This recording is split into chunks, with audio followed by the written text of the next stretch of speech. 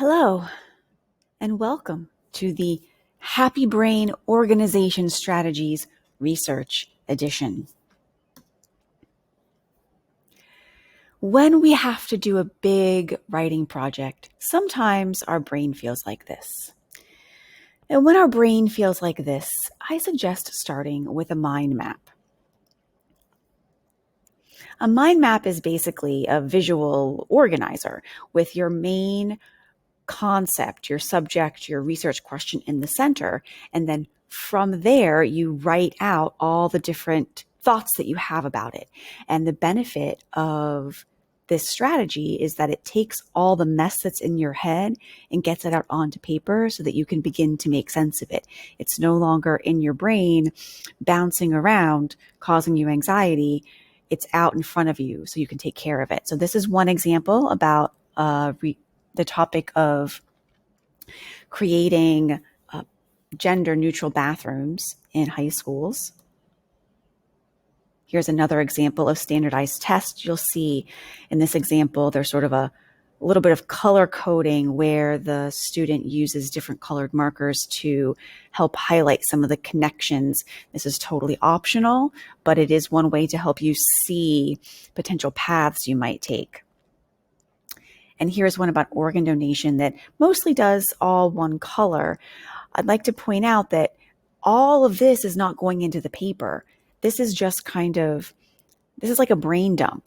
Here's all of the stuff that has gone into my brain as I've been researching this topic, but now I need to get it out of my brain because I cannot possibly make sense of it to myself, let alone to a reader, unless I get it out of my brain. So once you've done that, hopefully your brain feels a little bit more like this. So now it's time to trim the fat and apply a framework. So what I really mean by trimming the fat is cutting out what you don't need, is taking the information that is really kind of extraneous or tangential and just crossing it out.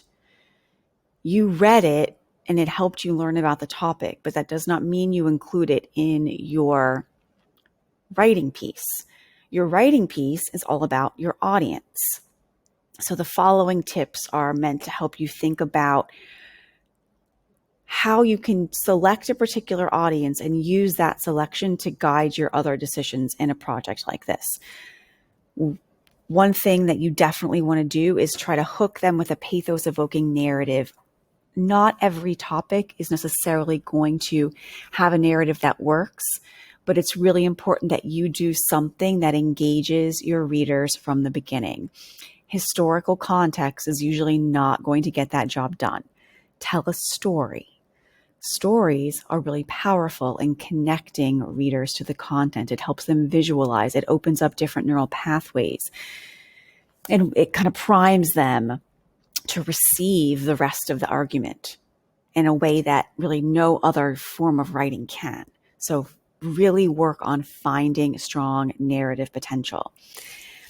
Then once you've got the hook, and that's really one separate piece of your paper, you want to consider what your audience already knows about the subject and meet them where they are. This is why definitions and factual arguments usually come early in an essay. You need to consider what the audience needs to know or believe about the subject before you get to your main argument. So if you're using terms they might not be familiar with, if you're shifting a commonly held perspective, then you need to start with where your audience is and acknowledge that. And don't just dump into, this is wrong and here's what I think. You have to guide your audience along the path. So you should know where you want to end up, but don't start with the bulk of your argument. You have to start in a way that guides your readers and prepares them for your argument. Often that's information that comes in the intro, but what I'm suggesting is that your introduction needs to be engaging. That's the hook. And then you get into some context. Remember the stepping stone metaphor. And if you don't remember this metaphor, I'm going to relink the video to that below. The idea here is that when you're writing, your job is to guide the reader. You're responsible to your reader. It's not about you, it's about your reader. So you need to meet them where they are on one bank of the river. The number of stones that you have will depend on how big your river is, which means how far do you need your audience to travel to get to the point that you finally want them to arrive at. And then that distance is what's going to determine the length and overall shape of your argument. Use the types of arguments as a guide.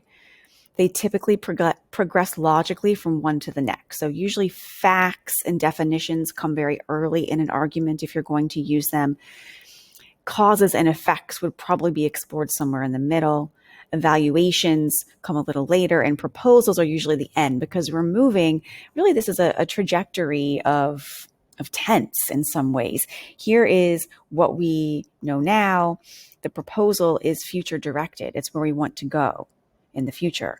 So if you just think about it logically from a reader's perspective, this is kind of the order you need to address things in.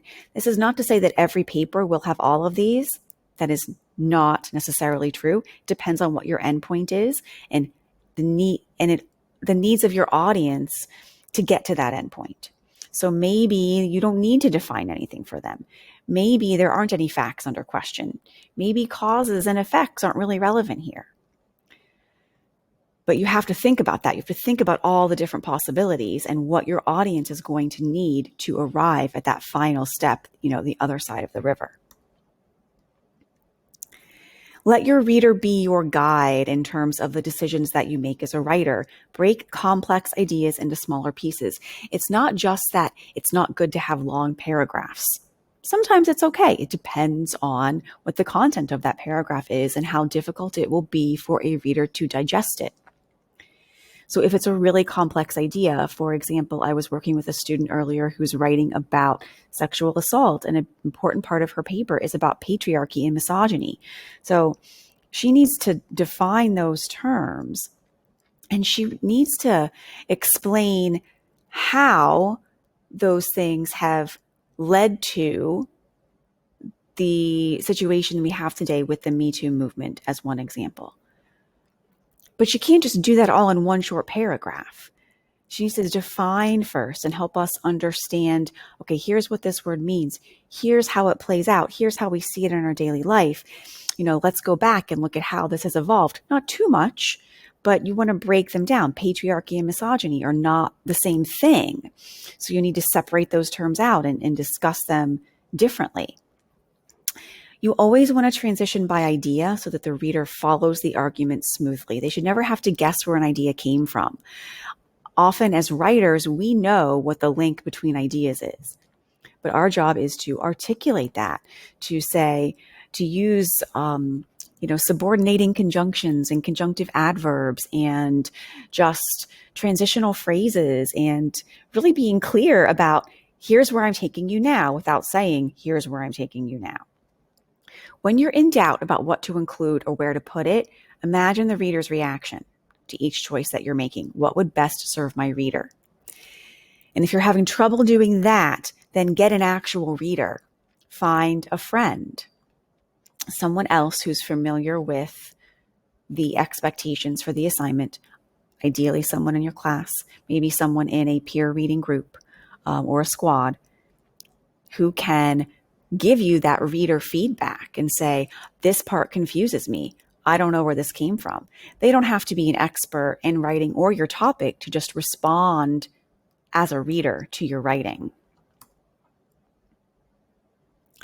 And finally, move the moving parts. I'm actually going to minimize this here so I can show you what I mean.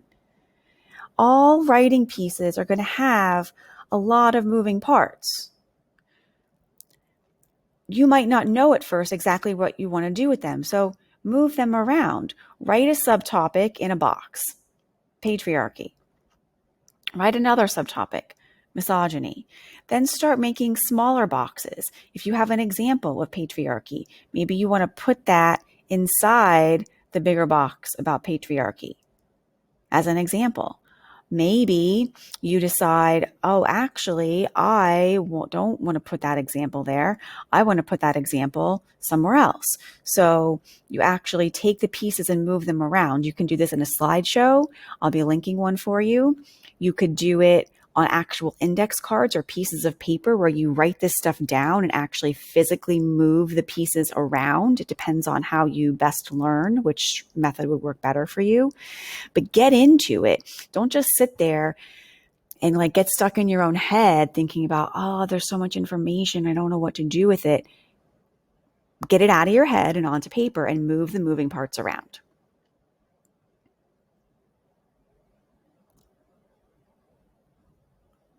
And hopefully, by the time you've done that, your brain now feels a little bit more like this, and you can write more clearly and effectively from a place of relative calm.